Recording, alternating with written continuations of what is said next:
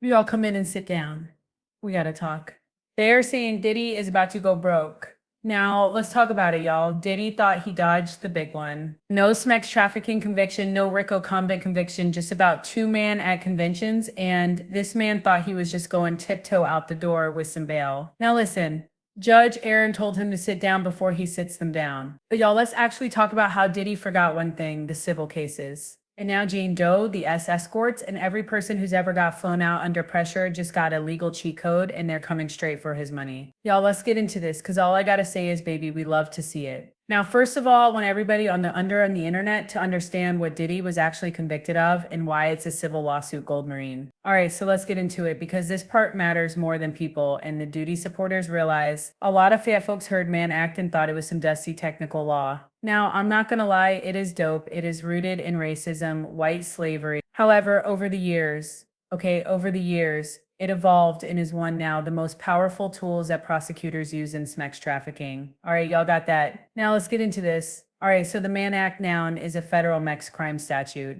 and baby, it has teeth. It carries prison time up to 20 years. And if you plead guilty or you're convicted, that stays on your record for life. Now, baby, Diddy was convicted, so what exactly was Diddy convicted of? Under U.S. Code 2421, the Mann Act makes it a federal felony to knowingly transport a person across state lines for the purposes of illegal smoothwheel activity, whether that's prostitutes or coercive smoothwheel arrangements that violate state or federal D law. Now let's break this down legally because I need for people in the back to hear this. Knowingly means it wasn't accidental. You booked the flights, you arranged the hotel, you knew what was going to happen. For illegal smoothwheel activity includes smex under coercion, fraud, drugs, manipulation, or exploitation, not just formal prostitution. And crossing state lines turns it into a federal offense, not just a local scandal. And that's exactly what federal prosecutors alleged that he did multiple times over multiple years to multiple women and the escorts. So even if the charges were sealed, okay, and even if he didn't serve time, which they are not sealed, and he is going to serve time, a conviction or guilty plea under the Mann Act means the federal government proved beyond a reasonable doubt that he uses power, wealth, and transportation access to commit smex trials, sex crimes. Maybe let that sit in. No, literally let it.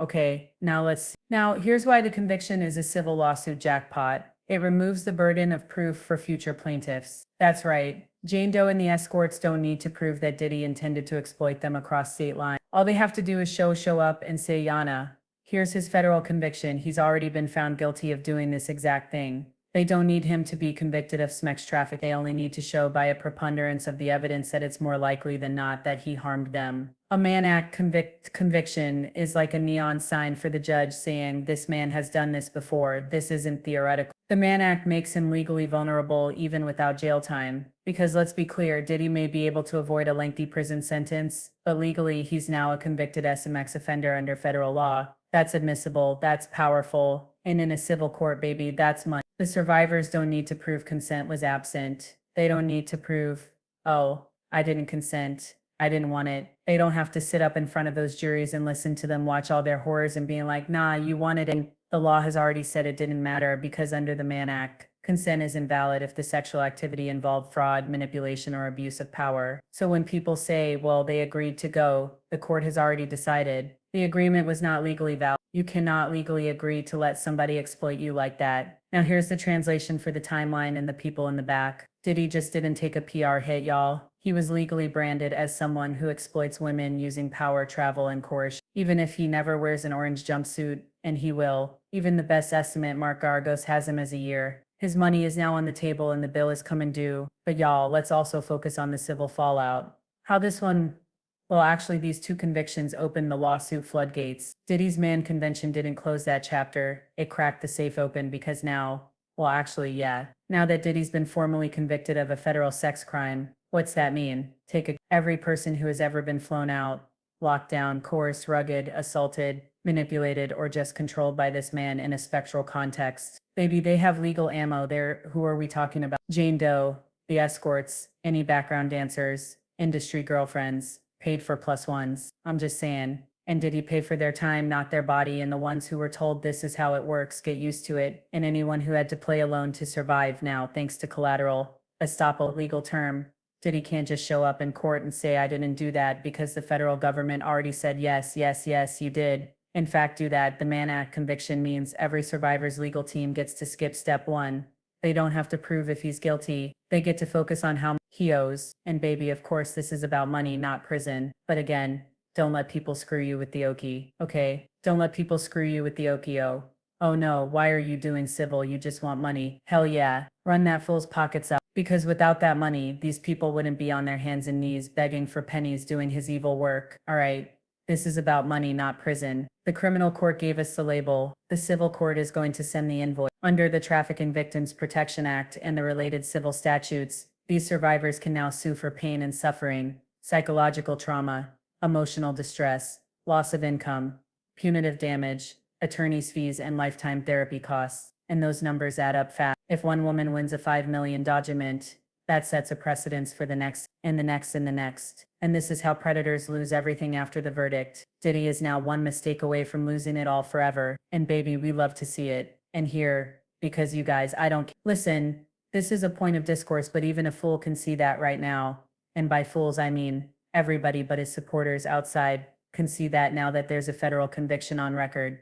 Diddy can never afford another mistake. If another Jane comes forward tomorrow, if he loses his temper in a hotel suite, if a party gets filmed, if a former assistant comes clean, or if an escort feels emboldened, baby Diddy is done. Because that one new lawsuit, that lawyer just walks in with the Mann Act paperwork and says, look at the pattern, he did this before, he's doing it again. The judge doesn't need a full trial, the judge doesn't need to guess, they already know who he is, and this time, he can't claim innocence, he already signed that away. Baby, this is the final word on this fallout. Day 5 of the Diddy trial, verdict, fallout. I guess. Did he thought that literally only being convicted of those 2 counts could save his empire? But what he really did was hand every survivor the legal weapon they were missing. He thought it was over, but the truth is that signature under the Mann Act just made it open season for his life. Again, I want you guys to know he plead guilty on 2 counts. And it's not even what he plead guilty for, it's what he admitted on the record. Mark Agnapilio admitted he was very violent, admitted he did all those horrible things. That's why he got denied bail. Everything he admitted in that court can be used in a civil suit. Baby, again,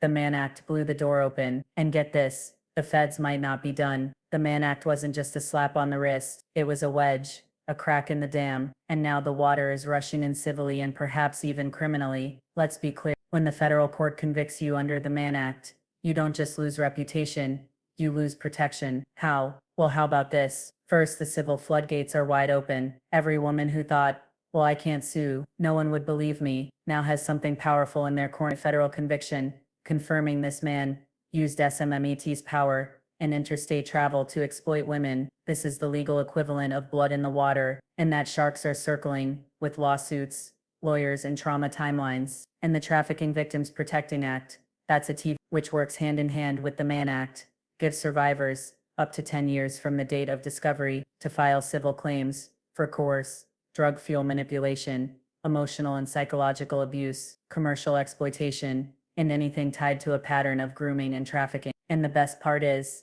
they don't need a new conviction. They just need to say, this happened to me too, and it matches what he's already been convicted of. This is copy and paste civil court goal. But here's the cold truth. He's not safe criminally. And this is the one thing these Diddy supporters don't want to admit. Diddy thinks this Mann Act conviction was the end of it. A sealed deal, a quiet close. But that's not how feds play the long game. Let's look at the R. Kelly blueprint. First case, acquitted. Second, mistrial. Third, media circus, no charges. Fourth swing, boom, federal trafficking conviction. Decades behind bars. The DOJ took 4 tries to build a perfect criminal case. And when they hit, baby, they hit hard. Same with Epstein, same with Weinstein. Pattern cases take time. Now the Mann Act conviction, the 2 of them, has done 2 dangerous things for Diddy. It preserved criminal liability, because if any new victim steps forward with a fresh federal violation, or if any past violations falls within the statute of limitations, the feds can reopen an investigation with and file new charges. And this time they bring the pattern, and they might still get the RICO. Now I know what you're saying, double jeopardy. They can never try him for RICO again. Yes, for the trafficking of Cassie and Jane, but for anybody else, still open season. So again, like I said, let's just say, did he lose his temper again, like he allegedly did with Jane? Let's say the former employee hands over those rumored videos. Let's say someone flips a driver, a manager, a fixer. If one more credible case lands on a prosecutor's desk, Diddy is not just writing checks, he's doing time. Diddy is in a holding pattern, y'all. One step from collapse. Now, right now, again. This is dangerous legal limbo. The feds have enough to expose him.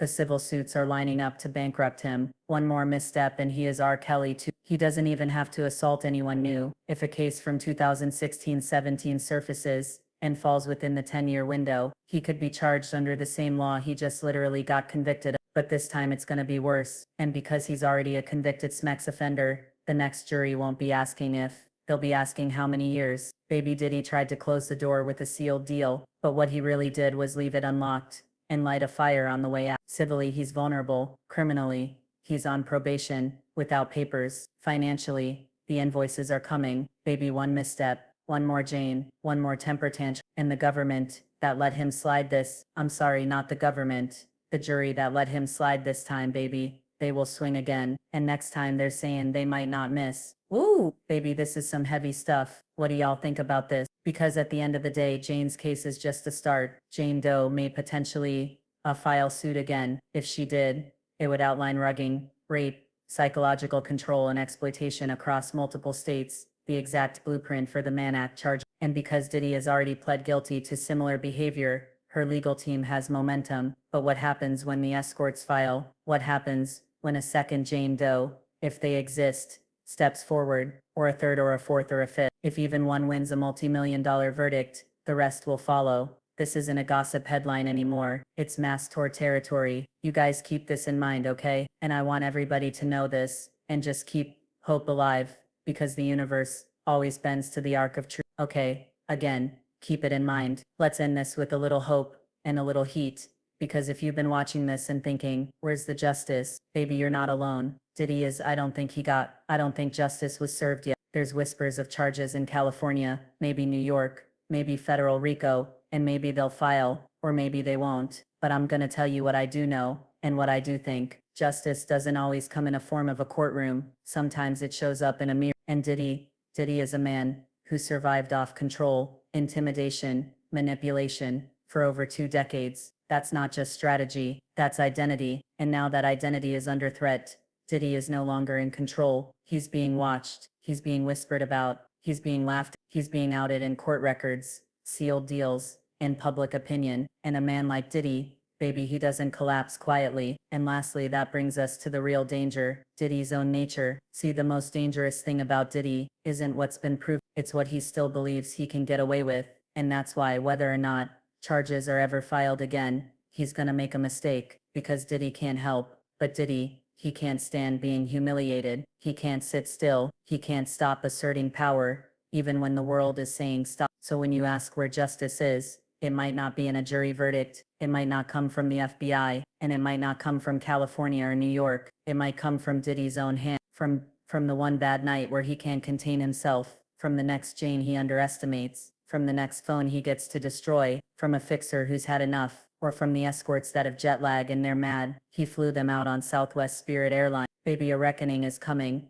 and it's bigger than the courtroom. This is bigger than one trial. This is about power. This is about silence. This is about what happens when you spend 20 years playing God and thinking the world won't bite you back. So for every survivor, every viewer, every person who felt like they were losing hope, don't. Because justice isn't always loud, but it is patient, and it doesn't need a press release to hit. Sometimes the biggest fall comes not when the system stops you, but when your own ego drives you into the fire. And baby, Diddy is already holding that match. Anyway, y'all, let me know what you think in the comments. I will talk to y'all later.